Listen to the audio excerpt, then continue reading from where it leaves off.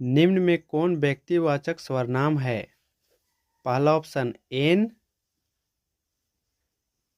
दूसरा नीन, तीसरा नीम,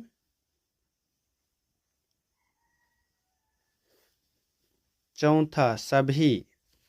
तो इसका करेक्ट आंसर हो जाएगा सभी। चलिए उसी तरह नेक्स्ट क्वेश्चन देखते हैं दोस्तों।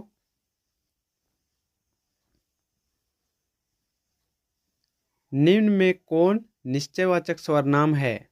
पहला ऑप्शन है आस, दूसरा इस, तीसरा ईद, चौथा सभी।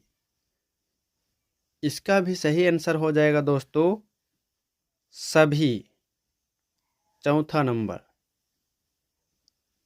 वीडियो कैसा लगा कमेंट में बताएं और अपने दोस्तों को पास शेयर करें। धन्यवाद।